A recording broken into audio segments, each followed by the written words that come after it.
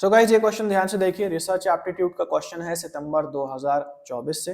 ये क्वेश्चन है content analysis के बारे में। हमने काफी सारे क्वालिटेटिव और क्वांटिटेटिव मेथड्स के बारे में बात की है, बहुत इंपॉर्टेंट चैप्टर है, जिसमें से वन ऑफ द मेथड्स है कंटेंट एनालिसिस, यानी कि हमारे पास जो टेक्स्ट होता है उसकी एनालिसिस करना कि भाई उसमें से हम क्या जानकारी अपनी रिसर्च के लिए निकाल के ला पा रहे हैं।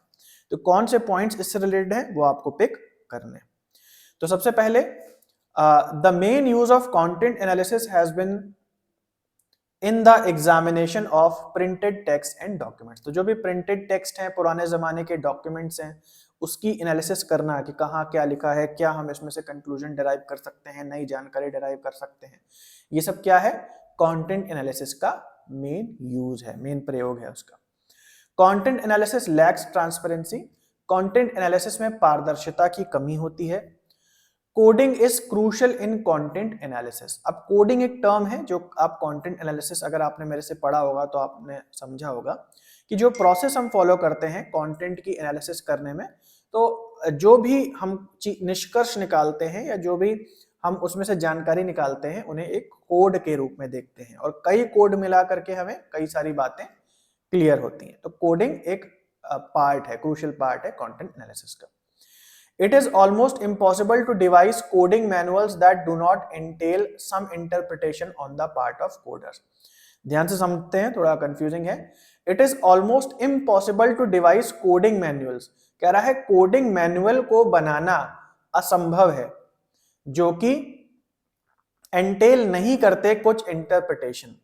क्या मैंने आपको बोला, कोडिंग का क्या मतलब है कि कुछ ऐसी बातें जो हम लोग निकालते हैं कंटेंट एनालिसिस में तो उनको एक कोड में रख दिया जाता है। मतलब हर एक कोड का एक मतलब है, एक इंटरप्रिटेशन है ना। जैसे आप कम्युनिकेशन में भी पढ़ते हैं, लैंग्वेज में जो वर्ड होते हैं उसको कभी कभी हम साइंस और कोड बोलते हैं। तो जैसे मैंने एक वर्ड बोला एप्पल, तो एप्पल अपने आप में एक संकेत है, और वो संकेत का मतलब ही हो गया कि इसमें से कोई निष्कर्ष निकल रहा है, मतलब इसका कोई मीनिंग है। तो उसी तरीके से कंटेंट एनालिसिस में भी कोडिंग एक प्रक्रिया है जिसमें जो भी हम कोड डिवाइस करते हैं, कोड बनाते हैं, उसका एक इंटरप्रिटेशन होता है। ठीक है, तो इसका मतलब क्या है कि ये बात गलत है ना, सॉरी सही है कि ये, अब देखो घुमा फिरा के ऐसे लिखा है कि कहीं नॉट लगा है, कहीं इम्पॉसिबल लगा है। तो कह रहा है कि जो हम कोडिंग मैनुअल बनाते हैं ये असंभव है कि वो कोई जो इंटरप्रिटेशन है वो ना दे, मतलब ऐसा कोई कोड नहीं है। ये इम्पॉसिबल है कि कोई कोड भी हो और उसका कोई इंटरप्रिटेशन ना हो, जो कि सही बात है कि हर कोड का इंटरप्रिटेशन होता है, कहने का मतलब ये है, लेकिन वो घुमा के दिया है। दो बार नॉट लगा है ना, इम्पॉसिबल और नॉट, तो दो बार जहां नॉट लगा है तो पॉजिटिव स्टेटमेंट हो जाता है, तो ये बात सही हो जाएगी। ओके, क्या इसमें गलत है? गलत है, कंटेंट एनालिसिस लैक्स ट्रांसपेरेंसी।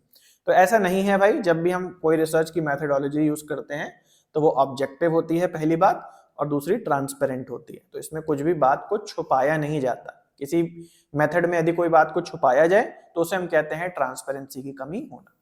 तो यहाँ बी पॉइंट गलत हो जाएगा, बाकी जितने भी हैं ए सी डी ये सारे पॉइंट सही हो जाएंगे। तो सही जवाब है ऑप्शन नंबर